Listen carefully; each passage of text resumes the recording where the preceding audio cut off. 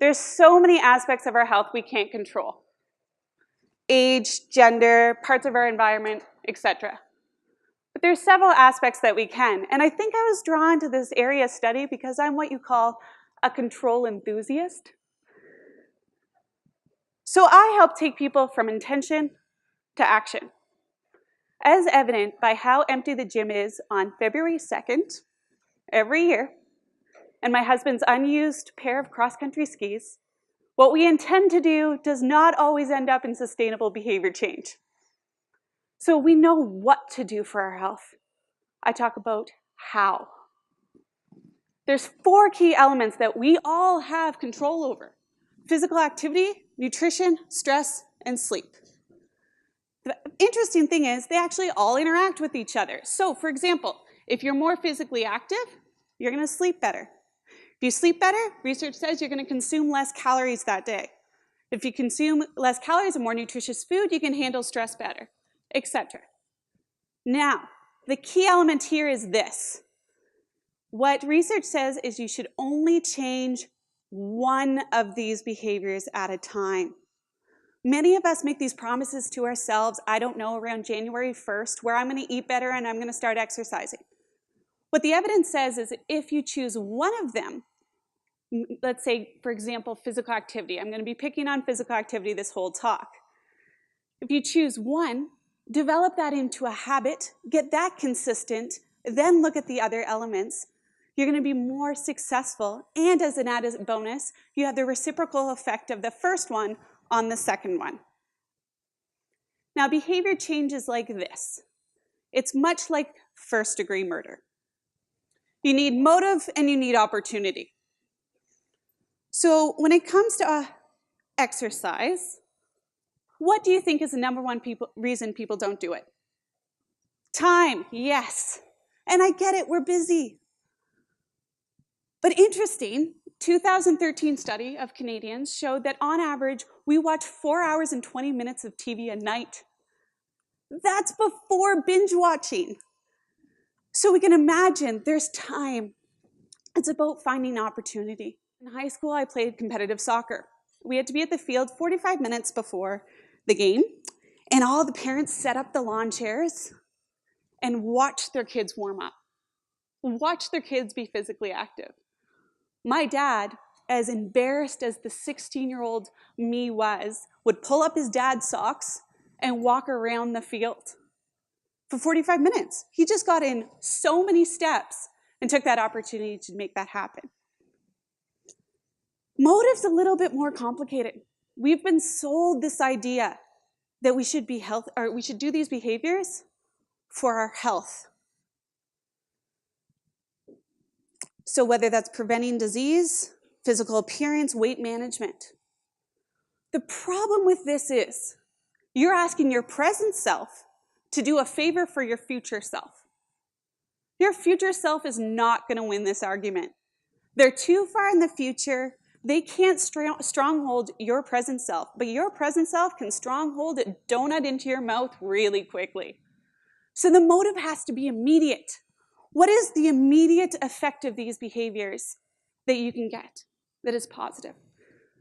So an example of that could be focus, productivity, mental well-being, increased mood, things like that. Now, relentlessly in research, in addition to having an immediate motive, there needs to be something you enjoy. I know, rocket science, right? You have to enjoy the behavior or you won't continue to do it. I hate running. I just don't like the activity. However, I can't commit to sports teams like I used to, so I run. But if I was going to run, and I take the competitive drive, I'm going to sign up for the half marathon.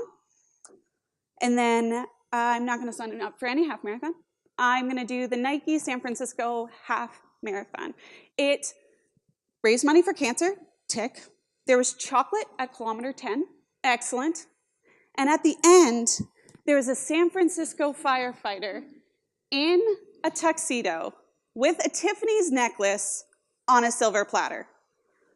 So it's not the behavior. So physical activity itself is an uncomfortable behavior. Nobody goes in their basement, shuts off the lights, puts on the treadmill, and starts running by themselves. Your heart races, you sweat, you're uncomfortable. What we do is we find things around the behavior we enjoy. Nature, being social, competition. I know that nobody on their deathbed was like, I wish I did more ab crunches. But it is one of these 4 behaviors, and the ROI is incredible. Who are the analytical people? This is for you. There's been multiple research studies on why does it matter? Why would you put the investment into physical activity? So in one study, 30 minutes of physical activity, people reported higher levels of these notions. Why does that matter in the work environment? Well, most jobs now have to do with your ability to create ideas, to make decisions, to make accurate decisions quickly. So in a lot of ways, physical activity is a performance enhancer. It's a performance enhancer we should all be taking. So personally, it improves your own ability to do that. And then within your workforce, if you can create an environment that is more engaged, more productive, isn't that a great thing? But how productive, Lisa? You didn't say one number there. So what they're saying is about 20% more productive. So let's look at an 8-hour workday. If you invested 30 minutes in exercise, and when I say exercise, brisk walking, that's all we're asking for. 30 minutes. So now you have 7.5 hours work time. With 20% improvement, that means that you get a 9-hour workday in that 7.5 hours. I'm literally giving you time with this. So we need to think differently about what health is, because we talk all the time about getting healthy. I already told you, that's for your future self, about a disease that you probably don't have already, so now it's an imaginary disease. This is not a good sell. What if these health behaviors were actually a method, not an outcome? What if these health behaviors were to get you to peak performance? To get you to have more energy so you don't sit down on your sofa at the end of a workday, mindlessly stare at Netflix until the day it's time to go to bed. It's so that you're engaged with the people when you get home.